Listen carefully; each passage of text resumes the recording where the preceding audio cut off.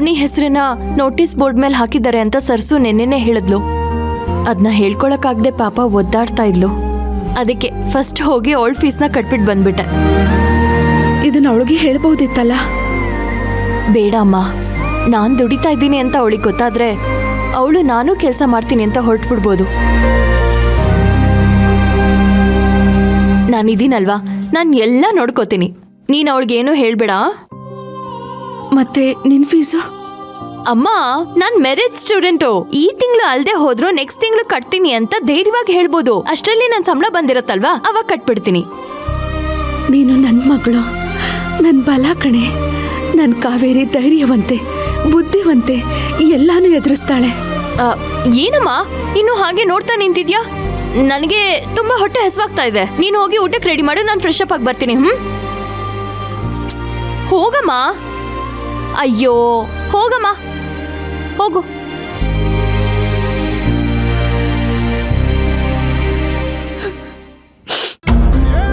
ನಮ್ ಕಾವೇರಿ ಬುದ್ಧಿವಂತೆ, ಧೈರ್ಯವಂತೆ ಅಂತ ಅನ್ಕೊಂಡು ತುಂಬಾ ದೊಡ್ಡ ತಪ್ಪು ಮಾಡ್ಬಿಟ್ಟೆ. ಮೋಸ ಹೋಗ್ಬಿಟ್ಟೆ. ನನ್ನ ಜೀವನದಲ್ಲಿ ಇಂಥ ಒಂದಿನ ಬರುತ್ತೆ ಅಂತ ನಾನು ಅನ್ಕೊಂಡಿರ್ಲಿಲ್ಲ. ಯಾವ ತಾಯಿಗೂ ಇಂಥ ಪರಿಸ್ಥಿತಿ ಬರಬಾರ್ದು.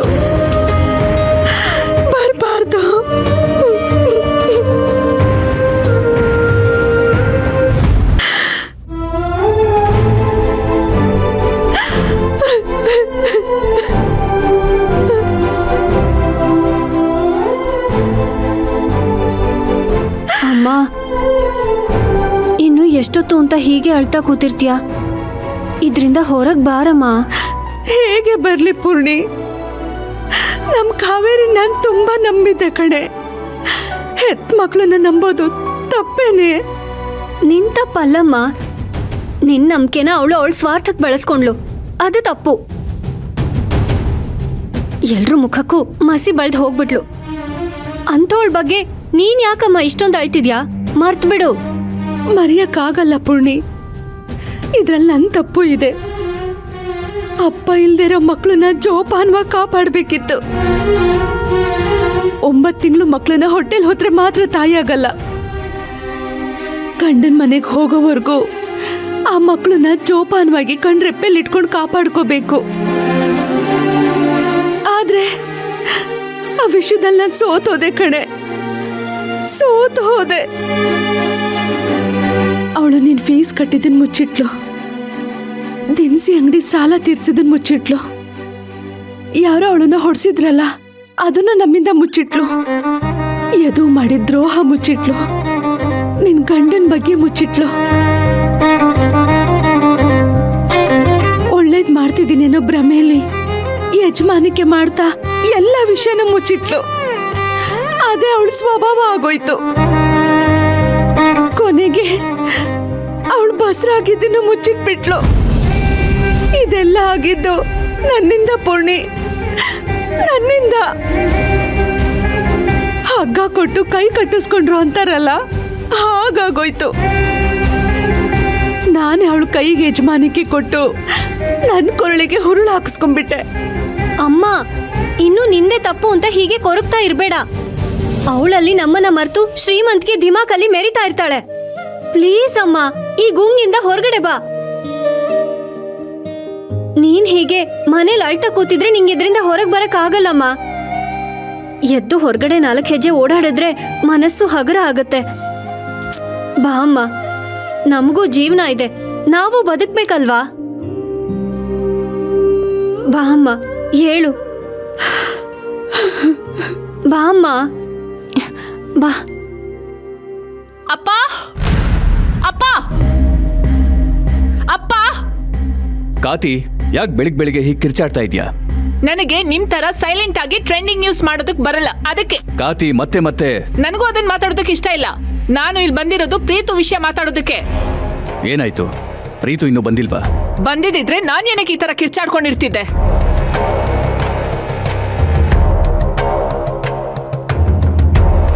ರಾತ್ರಿ ಎಲ್ಲ ಪ್ರೀತು ಮನೆಗ್ ಬಂದಿಲ್ಲ. ಬೆಳಗ್ಗೆ ಎದ್ದು ಫೋನ್ ಮಾಡಿದ್ರೆ ಫೋನ್ ನಾಟ್ ರೀಚಬಲ್ ಅಂತ ಬರ್ತಿದೆ. ಅಕ್ಕ ಆಗಿ ಇವರೇ ಇಷ್ಟು ಟೆನ್ಷನ್ ಮಾಡ್ಕೊಂಡಿದ್ದಾರೆ, ಇನ್ನು ನೀವು ಅಪ್ಪ.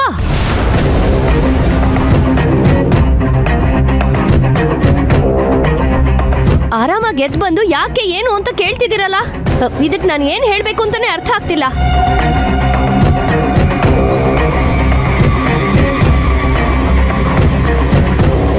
ಅವ್ನ ಫ್ರೆಂಡ್ಸ್ಗೆಲ್ಲ ಫೋನ್ ಮಾಡಿದ್ವಿ, ಯಾರು ಗೊತ್ತಿಲ್ಲ ಅಂತ ಹೇಳ್ತಿದ್ದಾರೆ.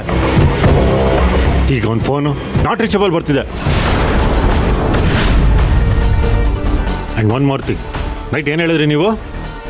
ಪ್ರೆಸೆಂಟ್ ಸಿಚುವೇಶನ್ಗೆ ಆಗ್ತಿರೋದನ್ನ ಲಿಂಕ್ ಮಾಡಬೇಡಿ ಅಂತ.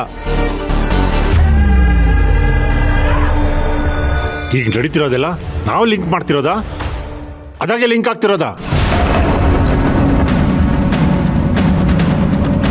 ಹೇಳಿ ಅಪ್ಪ, ಬಿಡಿಸಿ ಹೇಳಿ.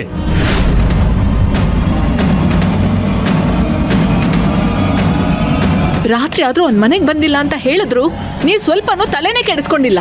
ಇವಾಗ ನಾನೇ ಬಂದ್ ಹೇಳೋ ತನಕ ನಿಮಗ್ ವಿಷಯನೇ ಗೊತ್ತಿಲ್ಲ. ನೀವ್ ಮಾಡಿರೋ ಕೆಲ್ಸಕ್ಕೆ ತಲೆ ಕೆಡಿಸ್ಕೊಂಡು ಪ್ರೀತು ಏನ್ ಮಾಡ್ಕೊಂಡ್ ಬಿಡ್ತಾನೋ ಅನ್ನೋ ಟೆನ್ಷನ್ ಅಲ್ಲಿ ನಾನಿದ್ದೀನಿ.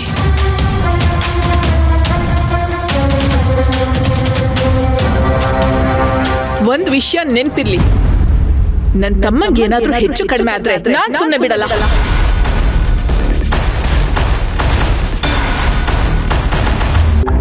ಕಾತಿ, ಪ್ರೀತಮ್ ಬಗ್ಗೆ ನನಗೂ ಕಾಳಜಿ ಇದೆ. ಅವನು ನಿನ್ನ ತಮ್ಮನೇ ಇರ್ಬೋದು, ಆದ್ರೆ ನನ್ನ ಮಗ. ಅವನಿಗೆ ಸ್ವಲ್ಪ ನೋವಾದ್ರೂ ಆದ್ರೆ 2ರಷ್ಟು ನನಗೆ ನೋವಾಗುತ್ತೆ. ಹಿಂದೆನೂ ಪ್ರೀತಮ್ ಆಚೆ ಹೋಗಿ 2-3 ದಿನ ಬಿಟ್ಟು ಬಂದಿದ್ದು ಉದಾಹರಣೆ ಇದೆ. ಈ ಸಲನೂ ಹಾಗೆ ಆಗುತ್ತೆ ಅಂತ ನಾನು ಅನ್ಕೊಂಡಿದ್ದೆ. ಹಿಂದೆನೆ ಬೇರೆ, ಇವಾಗ್ಲೇ ಬೇರೆ. ಹಿಂದೆ ಯಾವತ್ತೂ ನೀವ್ ಈ ತರ ಶಾಕ್ ಕೊಟ್ಟಿರ್ಲಿಲ್ಲ. ಅಂಡ್ ಯು ನೋ ವಾಟ್, ನಾವ್ ಯಾರು ಸಿಇಒ ಆಗಕ್ ಅರ್ಹರಲ್ಲ ಅಂತ ಎಕ್ಸ್ಪ್ಲನೇಷನ್ ಕೊಟ್ಟಿರ್ಲಿಲ್ಲ.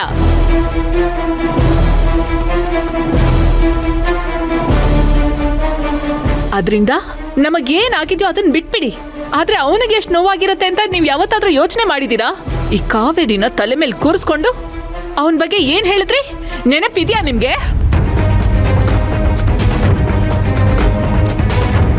ಪ್ರೀತಮ್ ಯಾವಾಗ ಹೇಗಿರ್ತಾನೆ ಅಂತ ಹೇಳಕ್ಕಾಗಲ್ಲ. ಅವನಿಗೆ ಒಂಚೂರು ಜವಾಬ್ದಾರಿ ಇಲ್ಲ. ಅವನ್ನ ನಂಬ್ಕೊಂಡು ಕಂಪನಿ ಸಿಇಒ ಹೇಗ್ ಮಾಡ್ಲಿ ಅಂತ ಹೇಳಿದ್ರಿ? ಇದರಿಂದ ಅವನಿಗೆ ಎಷ್ಟು ಅವಮಾನ ಆಗಿರತ್ತೆ ಅಂತ ಯಾವತ್ತಾದ್ರೂ ಯೋಚನೆ ಮಾಡಿದೀರಾ? ನಿಮ್ ಮಾತಿಂದ ನೊಂದ್ಕೊಂಡು ಮನೇಲಿ ಯಾರಿಗೂ ಹೇಳ್ದೆ ಎಲ್ಲಿ ಹೋಗಿದಾನೋ ಏನೋ ಒಂದು ಗೊತ್ತಾಗ್ತಿಲ್ಲ.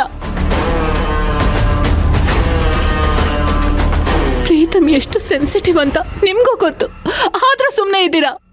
ನಾನು ಸುಮ್ಮನೆ ಇಲ್ಲ ಕಾತಿ. ಬೆಳಿಗ್ಗೆನೆ ಅವನ ಬೆಡ್ರೂಮಿಗೆ ಹೋಗಿ ನೋಡಿದೆ. ಅವ್ನು ಬಂದಿಲ್ಲ ಅಂತ ಗೊತ್ತಾಗಿದ ತಕ್ಷಣ ಅವನಿಗೆ ಫೋನ್ ಮಾಡಿದೆ. ಆದರೆ ನಾಟ್ ರೀಚಬಲ್ ಅಂತ ಬಂತು. ಆ ತಕ್ಷಣನೇ ಇನ್ಸ್ಪೆಕ್ಟರ್ಗೆ ಫೋನ್ ಮಾಡಿ ನಾನು ಅವ್ರಿಗೆ ವಿಷಯ ತಿಳಿಸ್ದೆ.